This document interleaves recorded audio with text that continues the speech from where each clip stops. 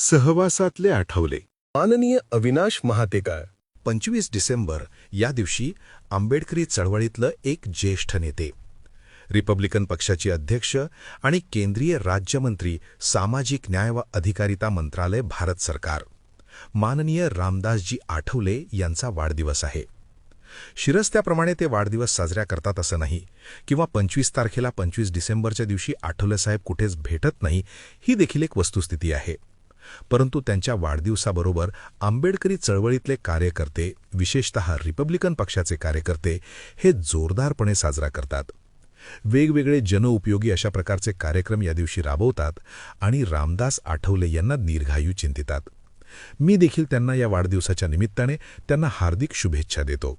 त्यांना भरपूर आयुष्य लाभो अशा प्रकारच्या भावना व्यक्त करतो आणि आजपर्यंत त्यांनी आंबेडकरी समाजाची सेवा केलेली आहे याविषयीची कृतज्ञता व्यक्त करतो. रामदास आठवले हे आंबेडकरी चळवळीत निर्विवाद असलेले एक नाव आहे. दिगंत कीर्ती प्राप्त झाली असं ज्याला म्हणता येईल अशा प्रकारचं त्यांचं नाव आहे. रामदास आठवलेंनी बाबासाहेब आंबेडकरांनी चळवळ महाराष्ट्रातून साऱ्या देशभर नेली आणि देशातील जागत्या काळखाई अनेक किणगळी देदीप्य दिलेली त्यांनी नेली, ही वस्तुस्थिती आहे. आणि जे अखंड कार्य संपूर्ण आयुष्यभर ते करीत राहिलेले आहेत व कार्याची निरंतरता पिढ्यानपिढ्यांनी त्यांचा समाज त्यांना सतताने देत आलेली आहे. आंबेडकरी चळवळीतमध्ये आठवले साहेबांचं एक दिगंत असं स्थान आहे. त्यांच्या महत्त्व दृष्टीने निर्विवाद आहे. या चळवळीत बाबासाहेबांच्या परंपरेत जी पिढी होती त्या पिढीतून ज्यांनी बाबासाहेब प्रत्यक्ष पाहिले, त्यांच्याबरोबर काम केलं, अशा प्रकारची पिढी होती. बाबासाहेबांच्या महानिर्वाणानंतर या पिढीने सगळी सूत्र आपल्या खांद्यावरती घेतली.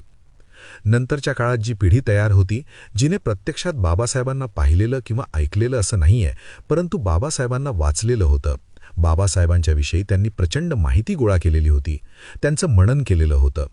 अशा पिढीच्या नंतरची जी नवी पिढी आली, तिसरी पिढी जिला म्हणता येईल, बाबासाहेबांच्या निर्वाणानंतरची तिसरी चौथी पिढी जी आली, ही पिढी शिकलेली होती. तिला शिक्षण झालं होतं, त्यांना शिक्षणाची संधी मिळालेली होती. एक संधी त्यांनी मिळवलेली होती. प्रश्नांना जाणून घेतलेलं होतं. विशेषतः राजकीय भूमिकेतून होणारे प्रयत्न आणि त्यातून याविषयीची जाणीव या पिढीत निर्माण झालेली होती. अशा या पिढीतून उदयास आलेला हा कार्यकर्ता म्हणजेच हा एक प्रकारचा संपूर्ण राज्यभर आंबेडकरी चळवळीत झालेल्या कार्यकर्त्यांपैकी हा स्थायी भाव होता गेला. त्या काळात अनेक छोट्या छोट्या संघटना असं दहेलेले आणि त्या सुमारास अत्याचारांची संख्या ज्यावेळी भरपूर वाढलेली होती आणि त्याच्याविरुद्ध सरकारचं लक्ष जात नव्हतं, काही उपाययोजना करण्याऐवजी त्यावेळेस दलित पॅन्थर या नावाने एक संघटना अस्तित्वात आली आणि दलित पॅन्थरने आपलं अस्तित्व दाखवून त्यावेळेस संपूर्ण देशभर एक प्रकारची क्रांती घडवून आणलेली होती. या क्रांतीच्या सावलीमध्ये रामदास आठवले तयार झाले. जरी त्यावेळी अनेक नेते तयार होत होते, अनेक नेते लोकांच्या समोर येत होते, परंतु असं होतं की काही नेते जे होते ते थोडा काळ काम करायचे, त्यानंतर त्यांना नैराश्य यायचं, बाहुला होण्याचे. काही कार्यकर्ते जे होते तेही थोड्या वेळ काम करायचे, त्याच्यानंतर त्यांना त्यांच्यातल्या त्यांच्या घरी प्रश्न असायचे, मुलांचा प्रश्न असायचा, संसार असायचा, नोकरी असायची. अनेक लोक त्यावेळेस सरकारी नोकऱ्यांमध्ये, बँकांच्या नोकऱ्यांमध्ये नोकरीला लागलेले होते. त्यांच्यावर काही सरकारी नियमांची बंधनं होती. त्यामुळे ही माणसं मंडळी आपल्या आपल्या परीने थोड्याफार कॉन्ट्रिब्युशन करीत, परंतु ते पूर्णपणे स्वतःचं नेतृत्व करू शकले नाही. पाठकविरहित रामदास आठवले मुंबईतील सिद्धार्थ विहारच्या हॉस्टेलमध्ये त्यांचा राजकीय जन्म झाला असे मानण्यात येईल. त्या सिद्धार्थ विहारच्या हॉस्टेलमध्ये त्यांनी चळवळीमध्ये उडी घेतली आणि त्यानंतर त्यांनी अखंडपणे चळवळीसाठी काम केलं.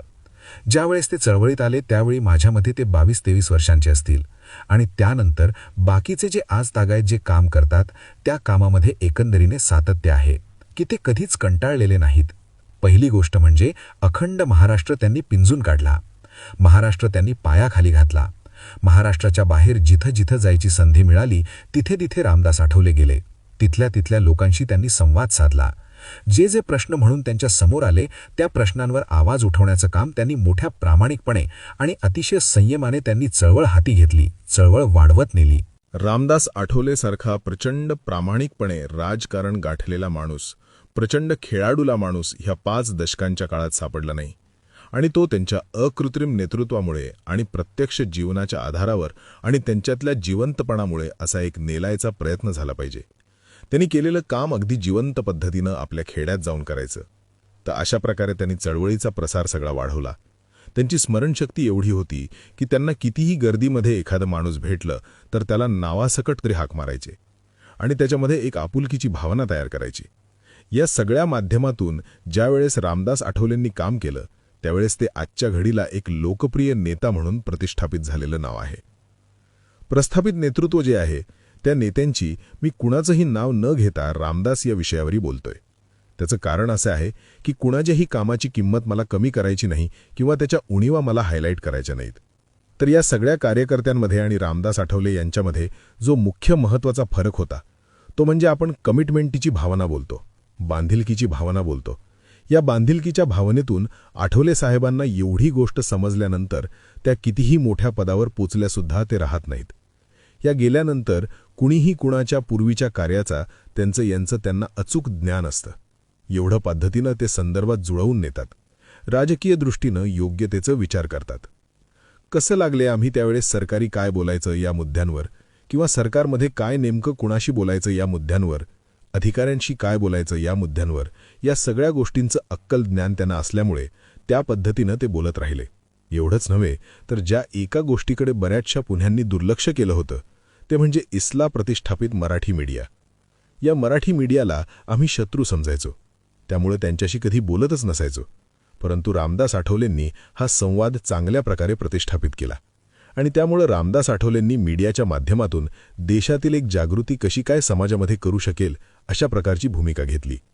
मुख्य मुद्दा असा आहे की इतर नेत्यांच्यामध्ये आणि त्यांच्यामध्ये फरक कुणाचा, तर माझ्या मते रामदास आठवलेंच्या डोळ्यामध्ये आज जे मंत्रीपद वगैरे आहे त्या मंत्रिपदाचा धारणेतून ते काम करत होते असं मी मानत नाही.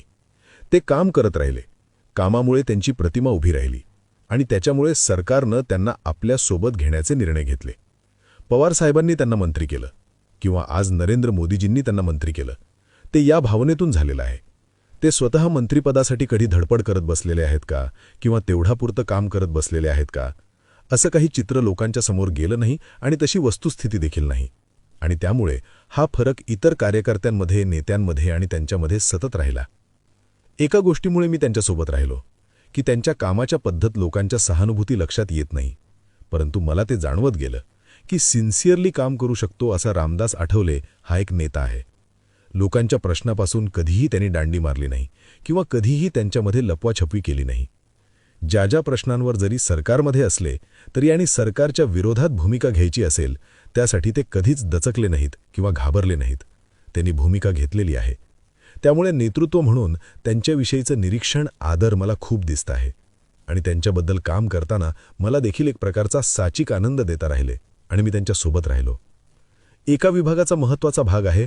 खरं तर आत्ता हे नेमकं सांगता येणं अवघड आहे, पण मी प्रयत्न करतो. एक भाग असा आहे की एक मोठं महाअध्याय आपलं झालेलं होतं की ज्यामध्ये जुना रिपब्लिकन पक्षाचे गर्भवतीपासून सगळे तेथील खोब्रागडे वगैरे हे सगळे नेते, हे तरुण पिढीतील नेते, हे सगळे मिळून आपण एकत्र आलो होतो आणि एक आयुष्य आपण प्रतिष्ठापित केलेलं होतं. या आयुष्याचा रिझल्टच्या निमित्तानं हा इश्यू उभा झालेला होता. बाबासाहेबांच्या रिझल्ट इन हिंदुइझम हे जे पुस्तक आहे त्या पुस्तकाच्या एका वर्तमानपत्रानं वाद निर्माण केलेला होता. त्यामुळे ह्याला विरोध करण्याच्या हेतूने एक बाळूजी शिवसेनेच्या नेतृत्वाखाली लोक कामाला लागलेले होते. दुसऱ्या बाजूला रिझल्ट इन हिंदुइझम यांचं समर्थन करण्याच्या हेतूनं एक होऊन काम करावे अशी भूमिका समाजाने घेतली. परंतु दबावापोटी मोठं आयुष्य तयार झालेलं होतं. या आयुष्यामध्ये सर्वात मोठा जन्मभर पाण्याची अडचण जे काही होतं त्यामधून रामदास आठवले हे देखील होते. परंतु त्यावेळेला त्या कार्यक्रमाच्या दृष्टीने त्यांना फारसे बदलून देणारे अनुभव आले. त्यावेळेला सर्वांनी मिळून रामदास आठवले थोडासा डावळण्याचा प्रयत्न चालवलेला होता. परंतु या प्रयत्नाला मात करून रामदास आठवलेंनी शेवटी संपूर्ण आयुष्याचं नेतृत्व आपल्याकडे घेतलं आणि त्यातून रिपब्लिकन पक्षामध्ये त्यावेळेला त्यांची भारतीय दलित पॅन्थर होती. आपल्या लोकांनी देखील दलित पॅन्थर होती या सगळ्या संघटना बऱ्याचशा होऊन आपण सगळे रिपब्लिकन प्रवाहात त्या क्षणाला आले आणि मग तो रिपब्लिकन पक्ष जो उभा राहिला त्या रिपब्लिकन पक्षामध्ये थोडेफार बदल कधीकधी आत्तापर्यंत त्यांनी रिपब्लिकन पक्ष हा 4 ठेवलेला आहे. हळू असं वाटतं की बाबासाहेबांनी, आंबेडकरांनी रिपब्लिकन पक्ष हा आता काही कामाचा राहिलेला नाही अशी भावना व्यक्त करीत लोक रिपब्लिकन पक्षाचं नाव देखील घेण्याचा मागे नाहीत. वेगवेगळ्या नवीन आपण संस्था आहोत अशी प्रकारे नवीन संस्था, संघटना काढत आणि न्याय नेतृत्व करत बसतात. परंतु जो रिपब्लिकन पक्ष त्या एका व्यापक संकल्पनेतून बाबासाहेब आंबेडकरांनी तुम्हाला दिलेला आहे आणि केवळ दलितांच्या नव्हे तर साऱ्या भारतामध्ये विविध वर्गाच्या हक्कासाठी काम करू शकतो असा एक सक्षमतेचा विचार ही माणसं रचना करून लोकांच्या हातामध्येही निर्माण होत गेलेलं होतं. त्यावर आधारित नकळत का होईना जाणीवपूर्वक तर ते करता येईल असं मी म्हणणार नाही, नकळतपणे तर करत असतील, परंतु त्या एका पार्श्वभूमीवरती त्यांनी ते काम चालवलेलं आहे. ते काम मला अतिशय महत्त्वाचं वाटतं. आणि आज रिपब्लिकन पक्षाचं अस्तित्व राजकारणात निश्चितवत आहे. त्यांनी ढळून घ्यावी लागते.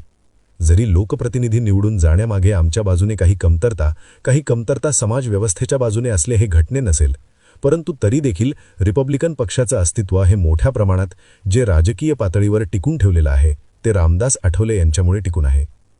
सांस्कृतिक पातळीवरती ते दलित चळवळीमध्ये किंवा ज्याला आपण शोषित समूह म्हणतो त्या समूहाच्या ज्या कला आहेत त्या कलांमध्ये तमाशाची कला असेल, लावणीतावी कला असेल, भीमगीतांची कला असेल, या कलेला प्रोत्साहन देण्यात रामदास आठवलेशिवाय दुसरा कोणताही राजकीय नेता मला दिसत नाही. आणि त्यामुळं या कला वाढविणे, या कलाकारांच्या सर्व प्रश्नांवर काम करणे, भूमिका घेणे, त्यांना राजकीय फायदा कसा काय देता येईल याचा विचार करणे, या सर्व गोष्टी ते सतत करत आलेले आहेत. आणि सांस्कृतिक पातळीवरती ज्यांना लोकांना राजकारणापेक्षाही सांस्कृतिक पातळीवरती बाबासाहेब मांडायची इच्छा असते त्यांनीही लोकांनी त्यांनी हात असा एक दिलेला आहे. हे एक त्यांचं मला सांस्कृतिक पातळीवरती काम महत्त्वाचं वाटतं. दुसरं असं की बाबासाहेब आंबेडकरांच्या त्या महत्त्वाच्या घटना आहेत, त्या घटना म्हणजे उदाहरण 1 जानेवारीचा प्रसंग असेल किंवा महाडचा 14 तळ्याचा संघर्ष असेल किंवा नाशिकचा काळाराम मंदिराचा सत्याग्रह असेल. असे जे काही सत्याग्रह यांचे जे काही प्रसंग आहेत या प्रसंगांना देखील लोकांच्या स्मरणात अमोघरित्या करून त्या ठिकाणी जाऊन त्याचे उत्सवामध्ये रूपांतर करण्याचं काम या एका पिढीमध्ये घडलंय ते रामदास आठवले यांचा मोठा वाटा आहे असं मला वाटतं. मी दौऱ्यामध्ये अनेकदा असतो, अनेक गोष्टी अशा घडत असतात. त्यातली एक गोष्ट अशी आहे की एकदा नगरमध्ये दौऱ्यावरती आम्ही होतो आणि रात्रीची वेळ होती. तिथं आम्ही 11 वाजता पुढे चाललेलो होतो. पोलिसांनी यावेळी देखील आमच्यावरती व्हेट लावली होती. पण झालं असं की आम्ही अंधारात रामदासांच्या हस्तांवरती आले आणि आमच्या ड्रायव्हरच्या असं लक्षात आलं की समोर मोठे मोठे दगड आणून टाकून रस्ता हा अडवलेला आहे. तर त्याबरोबर सगळे चपळले, घाबरले. आम्ही त्या ठिकाणी गाडी थांबवली. आम्ही गाडीचे दिवे मोठे प्रकाशित केले. ताबडतोब पोलिसही धावलो आले. त्यांनी देखील सगळे टॉर्च वगैरे लावले आणि मग ते दगड वगैरे बाजूला सारले. परंतु हे कुणीतरी केलेलं आहे असा भावनेतून स्वतः आठवले साहेब पुढे चिडलेले मी पाहिले. तिथे स्वाभाविक पुढे या अंधारामध्ये ते धावले होते. टॉर्च घेऊन शोधत होते की कोणी केलं हे, कोण कुठं लपला आहे वगैरे. हे जेव्हा मी बघितलं तेव्हा मला त्यांच्या धैर्याची कमाल वाटली होती. अशा काही गोष्टी आहेत. एक आहे जरा गमतीशीर गोष्ट. एकदा आम्ही दोघांनी पुण्याला चाललो होतो, गाडीमध्ये होतो आणि बराच वेळ म्हणून लोकांचा पास झाला, सगळं काही पास झालं, परंतु चहाला कुठे थांबवण्यात तसदी त्यांनी काही घेतली नाही आणि मी काही न खाता पिळत आलेलो. त्यामुळे मी त्यांना सांगितलं की साहेब जरा गाडी थांबवा, जरा काहीतरी खाऊया. तर मला बोलले की पैसे कोणाकडे आहेत? मी बोललो अहो साहेब माझ्याकडे आहेत ना. यावर ते बोलले तुम्ही कशाला पैसे खर्च करता? तरी पण त्यांनी एक हॉटेल आढळल्यानंतर गाडी थांबवली. आम्ही उतरलो दोघांनी. हॉटेलच्या तिथं दाराशी बघितलं तर आम्ही आलेले हे समजल्यानंतर एवढे लोक गोळा झालेले होते की किमान कमीत कमी 25 ते 30 लोक गोळा होते. सुस्त ते आठवले साहेबांच्या पाया पडायला लागले, काय काय करायला लागले. हॉटेलला नेलं आम्हाला. कोण काय आणायचं व्यवस्थापक सगळं झालं. बोलणं चालू झालं आणि आम्ही निमूट आलो. ही गोष्ट केवळ मनोरंजन म्हणून माझ्या लक्षात राहिली असं नाही, पण आज त्यांच्या कामामुळे अशी परिस्थिती तयार झालेली आहे की ज्या ठिकाणी ते उभे राहतील त्या ठिकाणी 100 माणसं उमंग करायची त्यांची ताकद आहे. कुणालाही सूचना नसती की आठवले येत आहेत म्हणून, पण तरी देखील एवढे लोक जमा होत आणि जन्मभरात त्यांनी तयार केलेली करण्याची वृत्ती देखील फारच आहे लोकांमध्ये. आठवलेच्या संबंधात अशा प्रकारचे त्यांचे एक कॅरेक्टर मला जे दिसून आलं, मला स्वतःला ते अनुभवायला मिळालं आणि मी हे विसरू शकत नाही असा हा प्रसंग आहे. रामदास आठवले हॉटेलमध्ये असायचे आणि पत्रक वाहनाबद्दल आम्ही सांगत तेच बघायचे. तर एकदा म्हणजे मी नागपूर येथे कार्यक्रम होता आणि त्या कार्यक्रमासाठी मी नागपूरला गेलो. तिथं गेल्यानंतर नागपूरच्या कार्यकर्त्यांनी मला दाखवली की एक तार आलेली आहे रामदास आठवलेंची. ती तार त्यांनी मला दाखवली तर त्या तारेमध्ये मजकूर होता की Avinash Mehatkar is coming to attend the meeting वगैरे असा तो मजकूर होता. आणि खाली सही जी होती ती म्हणजे त्यांचं नाव जे रामदास आठवलेऐवजी अमादर आठवले असं झालं होतं. म्हणजे RAM मधून R गेलं होतं आणि अमादर आठवले असं झालं होतं. हे वाचल्यानंतर मी चमकलो. अमादर आठवले म्हणजे काय? याने काय नाव बदललं की काय? म्हणून मी तो तारक त्यांच्या माझ्याकडे घेतला आणि नंतर मी त्यांना भेटलो आणि मुंबईला आल्यावर त्यांना दाखवलं की तू तार पाठविली होतीस का? तर म्हणाले हो मी तार पाठविली होती. तू काय नाव बदलून आहेस काय? अमादर आठवलं असं लिहिलंस की काय? माझा तोपर्यंत असाच समज झाला की काम करता करता रामदास आठवले हे आम जनतेचे सेवक व्हायला लागलेले आहेत, आम लोकांच्या सेवक व्हायला लागलेले आहेत. आणि दुसरा बाळूजी साधारणपणे जी हिंदू नावं होती ती आहे बदलत होती. त्यामुळं मला वाटलं कदाचित त्यांनी अमादर केलं असेल, आणि केलं असेल तर चांगलं आहे म्हणून मी विचारलं. पण ते म्हणाले, नाही बाबा, माझं असं काही नव्हतं, रामदासच लिहिलं होतं. शेवटी लक्षात आलं की टेलिफोनच्या लोकांची, त्या तारवाल्या लोकांची ती मिस्टेक होती आणि ते तसं झालेलं होतं. पण आत्ता या प्रसंगाला बरीच वर्ष झाली असतील, 30-40 वर्ष तरी झाली असतील. माझ्या डोक्यात तो पक्का आहे. त्याचं कारण असं आहे की जरी ती मिस्टेक होती, रामदासचा अमाधारच होणं, तरी एक वस्तुस्थिती अशी झाली की रामदासचं खरे तर अमाधारच झालेलं आहे. आम जनतेचा तो दास म्हणून, आम जनतेचा नेता म्हणून किंवा आम जनतेचा मालक म्हणून तो राहत नाही, तर तो एक सेवाभावी नेता आहे. त्या पाळतीवरती तो आम जनतेचा सेवक झाला आहे असं मला वाटतं. आणि म्हणून हा एक मुद्दा आहे. एक एक माणूस जोडून पक्ष उभारू करणारा नेता, आम्ही त्यांचं वर्णन करता येईल. ही अबाधी वस्तुस्थिती आहे. आम्ही म्हणतो बुद्धिबळ तज्ज्ञासारखं, म्हणजेच तत्वज्ञानामध्ये समोरचा माणूस हा आजच्या परिस्थितीमध्ये काय आहे, तो गुन्हेगार आहे, भिका आहे, का तो शुश्रूषित आहे, का अशिक्षित आहे, किंवा कोणत्याच मुद्दा लागू न करता त्या माणसाशी बोलणं, त्या माणसाशी संवाद ठेवणं हे बुद्धांनी सांगितलेलं काम आहे. आठवले साहेबांच्या वर्तमानामध्ये हे अतिशय फिट बसलेलं आहे की समोरचा माणूस हा काय आहे, त्याच्या अंगावरचे कपडे काय आहेत, त्याचं बोलणं काय आहे, तो भाषा काय बोलतो, याचा काहीच विचार न करता ते त्याच्या अंतर्मनाशी संवाद साधण्याचा प्रयत्न करतात. आणि त्यामुळं सर्वसामान्यांपासून भरपूर लोकांशी त्यांचा संपर्क येतो. पण ते त्या माणसाला विसरत नाही, त्याला ते स्वतःच्या बरोबर घेतात. त्याच्या इच्छेनुसार त्याला पक्षाची जी जबाबदारी पाहिजे असेल ती जबाबदारी त्याला देतात आणि त्याला सोबत घेऊन ते काम करतात. आणि त्यामुळं रामदास आठवले यांच्याविषयीचं एक सार्वत्रिकता जर बघायची तर त्यांचा हाच स्वभाव, या स्वभावाचे अनेक लोक अमधी लेशीत आहेत असं मला वाटतं. मी मघाशी सांगत होतो की रामदास आठवले त्यावेळी हॉटेलमध्ये राहायचे. त्यावेळेला रामदास आठवले यांच्यात एक तर स्वभाव असा होता की कधी कोणाकडे काही मागायचे नाही, काही नाही. आम्हाला काही पोलिसातील लोक भेटायचे, जायचे, तर त्या पोलिसातील लोकांनी त्यांना आग्रह करून त्यावेळी काही विचारलं तर त्यावेळी तर त्यांनी मला पोस्टकार्ड आणून द्या असं सांगितलं. तिथं राजा ढाले राहायला असल्यामुळे ते केंद्र झालेलं होतं. परगावातून लोक आल्यानंतर ते राजा ढाळेंना भेटायचे. ती चर्चा करण्याला रामदास आठवलेंचा काही वाटा नसायचा. परंतु ते चर्चेत मोकळे झाले की रामदास आठवले एका वहीमध्ये त्यांचं नाव, पत्ता लिहून ठेवायचे आणि त्यांच्यानंतर ते दिवसाला कितीतरी पत्र लिहून, स्वतःच्या हातीनं लिहून, एक तर सुंदर हस्ताक्षर तर हस्ताक्षरचं पत्र लिहून त्यांना ती पोस्टाने पाठवून असायचे. निश्चितपणे गावातील माणसांना ज्यावेळी पत्र येतं आणि त्या पत्रात आपल्याला मुंबईची हालहवाल सांगितली जाते आणि गावातील हालहवाल विचारले जातो, त्यावेळेला ही पत्र स्वतः ठेवावी अशी मनोवृत्तीचं माणसं तयार होतं. आणि असा प्रकार हा त्यांच्या पत्रव्यवहारात एक प्रवृत्त मोठा होता. आणि त्यातच त्यांनी भारतीय दलित पॅन्थर सुखवात केली. राजा ढालेंनी मार्स मूव्हमेंट बरखास्त केल्यानंतर रामदास आठवले किंवा गंगाधर गाडे, TM कांबळे वगैरे या लोकांनी एकत्र येऊन भारतीय दलित पॅन्थर सुखवात केली. त्यावेळेला सांगायला मोठा जनसंपर्क असल्यामुळे हा सगळा जनसंपर्क हा आठवल्यांच्या बरोबर राहिला. सतत असल्यानंतर त्यांनी कधीही आठवणीचं काम केलेलं आहे किंवा अंमळी विशिष्ट मनोधारित त्यांची तयार झाली असं कधीच दिसलं नाही. अनेक ठिकाणी ज्या वेळेला वेळीचं बंधन नव्हतं त्यावेळेला 2-2, 3-3 वाजेपर्यंत सभा त्यांनी केल्या आहेत. त्यानंतर लोकांशी सतत संपर्क, त्यांच्याकडे घरीचं भांडी घेऊन नवराबाईकडे देऊन जायचे, त्या भांड्याचंच ते तोडून काढायचे आणि एखादा मोठा संबंध घेऊन देईल लोक जायचे, त्या संबंधाची निवेद ठेव करायचे. तर त्यामुळं त्यांचा लोकांशी चांगला संपर्क होता. त्यावेळेला वेळची अशी होती की आम्ही लोक त्यावेळेला मंत्रालयामध्ये जाणं हा एक गुन्हा समजायचा.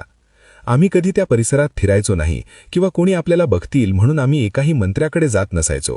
परंतु ज्या वेळेला आठवले मंत्री झाले त्यावेळेला सर्वसामान्य माणसांना मंत्रालयाचं दरवळ खुलं झालं. ही देखील एक वस्तुस्थिती आहे. निश्चितच रामदास आठवले हे प्रेरणादायी नेतृत्व असं ठरलेलं आहे. त्यांच्या नेतृत्वाचा जो गुण आहे तो ठाणिक साच्यामध्ये बंद असं नाहीये. म्हणजे विशेषतः खादीचे कपडे किंवा मिळती टोपी डोक्यावर वगैरे असला काही प्रकार नाही. सर्वसामान्य माणसांसारखे ते राहतात आणि सर्वसामान्यांचं नेतृत्व करतात. आणि त्याचा परिणाम असा आहे की येणाऱ्या 3 किंवा 3-4 पिढ्यांमध्ये तर रामदास आठवले यांच्या नेतृत्वाची छाप ही राहणार आहे, आठवण राहणार आहे. आणि त्यांचं नेतृत्व, त्यावेळेला जी काही तरुण मुलं पुढे येतील, मला 100% विश्वास आहे की ही मुलं जी आहेत ती रामदास आठवले यांच्या कृतींचं आणि त्यांच्या प्रवृत्तींचं हे ते निश्चितच अनुकरण करतील. आणि त्यामुळं येणाऱ्या पिढ्यांवरती देखील रामदास आठवले यांची एक अशा प्रकारची छाप निश्चितच राहील. सामाजिक परिवर्तनाच्या दिशेत देण्याचं काम आंबेडकरी चळवळ करत आहे. बुद्ध